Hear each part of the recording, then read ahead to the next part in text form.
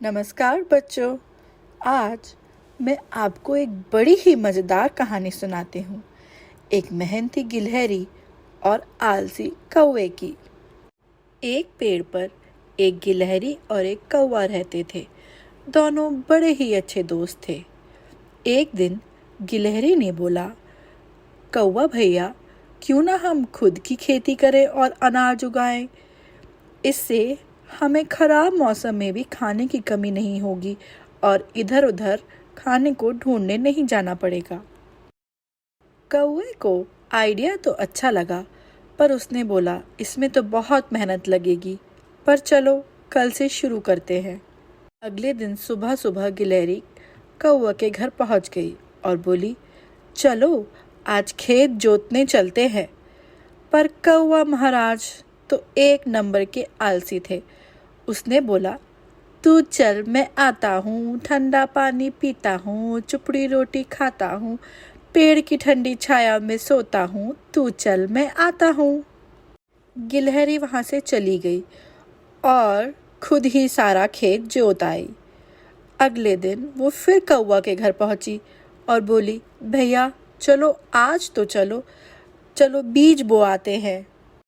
पर कौवा फिर से बोला, तू चल, मैं आता हूँ, ठंडा ठंडा जूस पीता हूँ, चीज़ सैंडविच खाता हूँ, पेड़ की ठंडी छाया में सोता हूँ, तू चल, मैं आता हूँ।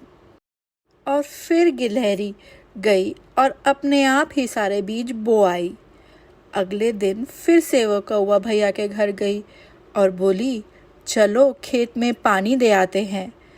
पर कौवा महाराज वैसे के वैसे आलसी फिर बोले, तू चल, मैं आता हूँ, पेड़ की ठंडी छाया में सोता हूँ, दोस्तों से मिल आता हूँ, तू चल, मैं आता हूँ। ऐसे ही कुछ दिन बीत गए और फसल भी बड़ी हो गई और अब उसकी कटाई करनी थी। वो फिर कौवा भैया के घर गई और बोली, कौवा भैया, अब तो फसल की कटाई करनी है, चलो अब तो चलो। पर कौवा महाराज बोले, तू चल, मैं आता हूँ, ठंडी आइसक्रीम खाता हूँ, थोड़ा सा क्रिकेट खेल के आता हूँ, तू चल, मैं आता हूँ। गिलहरी थोड़ी नाराज़ हो गई। उसने बोला, भैया सारा काम तो मैंने कर दिया, कम से कम कटाई के लिए तो चलो। पर कौवा ने बोला, ऐसा करो, तुम अपनी हिस्से की कटाई कर लो, अपने हिस्से की कटाई मैं खुद कर लूँगा।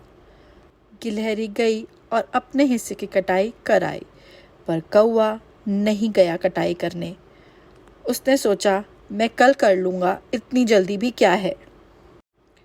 पर अगले दिन बहुत ही तेज बारिश हो गई और कौवे की सारी फसल उसमें बह गई और अब कौवे के पास कुछ अनाज नहीं बचा था।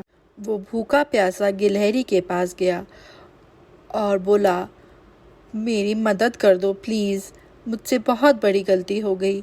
ना तो मैंने तुम्हारी कोई मदद करी और ना ही मैं वो फसल लेके आया जो तुमने खेत में मेरे लिए छोड़ी थी।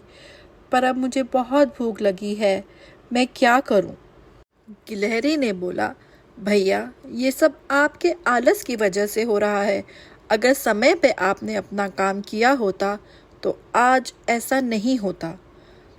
कौवे को अपने आप पे बहुत ही पछतावा हुआ और उसने गिलहरी से प्रॉमिस किया कि वो आगे से कभी आलस नहीं करेगा और अपना काम समय पे करेगा।